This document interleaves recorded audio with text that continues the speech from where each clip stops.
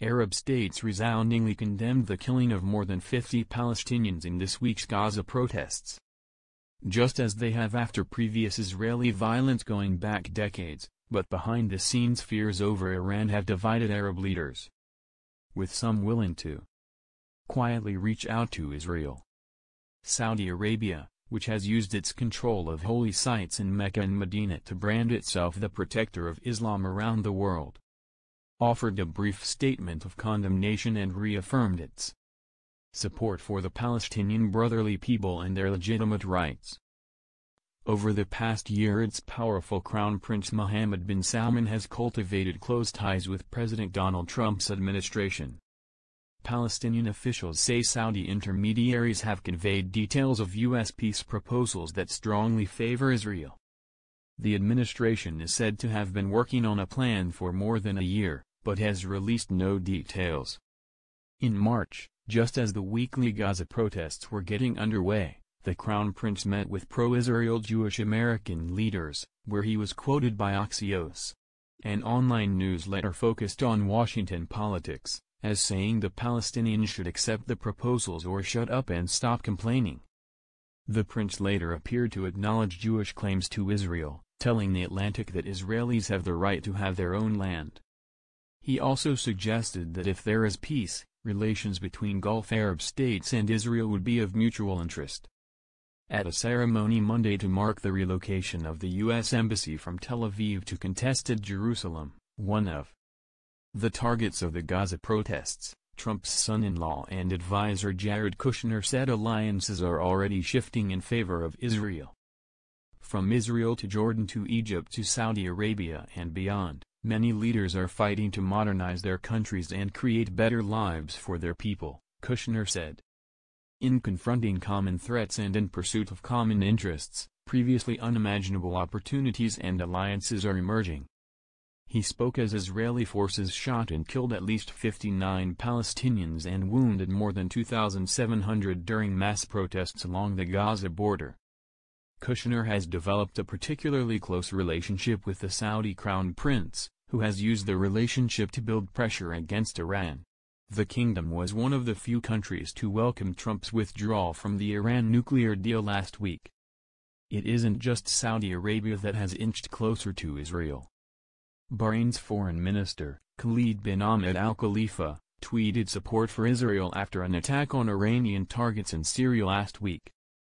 The tiny Gulf country, where the Sunni monarchy put down an uprising supported by its Shiite majority in 2011, has long viewed Iran as a threat. Despite signs of outreach with Israel and a shared enmity for Iran, Bahrain condemned the targeting of Palestinian civilians on Monday and reaffirmed support for an independent Palestinian state with East Jerusalem as its capital. The United Arab Emirates also condemned Israel's current escalation in the Gaza Strip. State-aligned media took a tougher line.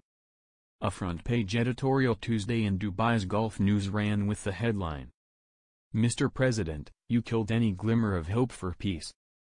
The front page of Abu Dhabi's The National described the U.S. Embassy move as a new catastrophe. Tough rhetoric aside, Israeli businessmen are known to work in the UAE, often traveling in on American or European passports. The UAE hosts an Israeli representative to the Abu Dhabi-based International Renewable Energy Agency, while Israeli judo stars spar in annual competitions in the Emirati capital. Bicyclists sponsored by the UAE and Bahrain recently took part in the Giro d'Italia race leg held in Israel. Among Arab Gulf states, Qatar's statement was the most fiercely worded. It described the violence as a brutal massacre and systematic killing committed by the Israeli occupation forces against unarmed Palestinians in the Gaza Strip, including children and women, during their peaceful and legitimate protest. Qatar's leaders have spent millions of dollars on rebuilding the Gaza Strip and, in coordination with Israel, supplying humanitarian aid there. Qatar has also hosted Hamas leaders over the years. But even as it has provided aid to the Palestinians, Qatar has welcomed prominent pro-Israel figures from the U.S. over the past year for conversations with the ruling emir. Harvard law professor Alan Dershowitz was among those invited. Later writing that his visit to Qatar was paid for by the Emir and commending Qatar for welcoming Israeli athletes to tournaments there. Qatar's outreach appears to be driven by an effort to maneuver politically in the face of a nearly year-long blockade by Egypt, Saudi Arabia, the UAE and Bahrain. The standoff was ignited in part by Qatar's support of Islamist groups, such as Hamas, which rules the Gaza Strip and has fought 3 wars against Israel. The other Arab states are also angered by Qatar's warm relations with Iran. Egypt, which once led the Arab struggle against Israel and fought several wars against it, became the first Arab nation to make peace in 1978. But the peace was always cold, with ordinary Egyptians enforcing a cultural boycott of Israel and regularly holding mass rallies in support of the Palestinians. In recent years, however, Egypt has found common cause with Israel in containing Hamas and combating Islamic extremists in the Sinai Peninsula. Egypt helps maintain the Israeli blockade of Gaza by only rarely opening its Rafah border crossing. Meanwhile, the Islamist and leftist activists who once organized demonstrations are nearly all in jail or exile, amid a sweeping crackdown on dissent. In a sign of improved ties with Israel, the Israeli embassy in Cairo celebrated the 70th anniversary of the country's founding earlier this month at the Nile Ritz-Carlton. Only 7 years earlier, protesters in Cairo had ransacked the Israeli embassy, climbing up the high-rise tower overlooking the Nile and tearing down the Israeli flag.